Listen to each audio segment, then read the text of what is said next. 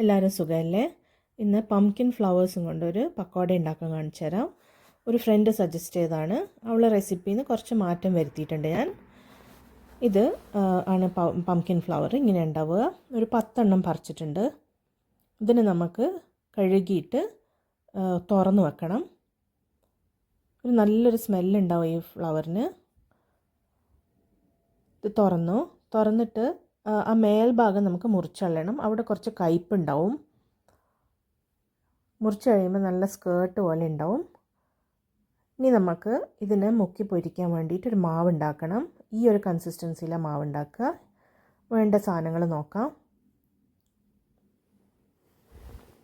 ആദ്യം കടലമാവ് ഒരു 1/4 കപ്പ്, അതേ അളവിൽ അരിപ്പൊടി, ഞാനിപ്പോൾ പുട്ടുപൊടി എടുത്തിട്ടുള്ള കുറച്ച് കോസായിട്ടുള്ള പൊടി വേണം, ഉപ്പ് കുറച്ച്, പിന്നെ സാമ്പാർ പൊടി എടുത്തിട്ടുള്ള 2 ടേബിൾ സ്പൂൺ, പിന്നെ ഒരു വലിയ നാരങ്ങ അതിൻ്റെ ജ്യൂസ് വേണം, ഹാഫ് നാരങ്ങൻ്റെ, മുളക് പൊടി ഒരു 1/2 ടേബിൾ സ്പൂൺ, ഒരു 1/2 ടീസ്പൂൺ മഞ്ഞൾപ്പൊടി, കുറച്ച് മേത്തി ലീവ്സ്, പിന്നെ കൊറിയാൻഡർ ലീവ്സ്, പിന്നെ ഒരു 1/4 ടീസ്പൂൺ കായപ്പൊടി.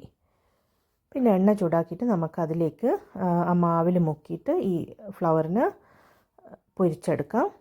നല്ല ക്രിസ്പി ആയിട്ട് പൊരിഞ്ഞ് വരും. ഇത് റെഡി ആയിട്ടുണ്ട്. സൈഡ് ഡിഷായിട്ട് കട്ടയായിട്ടുള്ള തൈര്, കുറച്ച് മുളക് പൊടി ഇട്ട് ഞാൻ വെച്ചതാണ്, അതിൽ മുക്കി കഴിക്കാം. കണ്ടില്ലേ, നല്ല ക്രിസ്പായിട്ടുണ്ടാവും. ഒരു വെറൈറ്റി ആയിട്ടുള്ള ഒരു പക്കോട ട്രൈ ചെയ്ത് നോക്ക്. വീട്ടിൽ പംകിൻ പ്ലാന്റ്സ് ഉണ്ടാകുമ്പോൾ നിറയെ പൂക്കൾ ഉണ്ടാവും. അതിൻ്റെ അകത്തുനിന്ന് പറിച്ചെടുക്കാം. താങ്ക്സ്.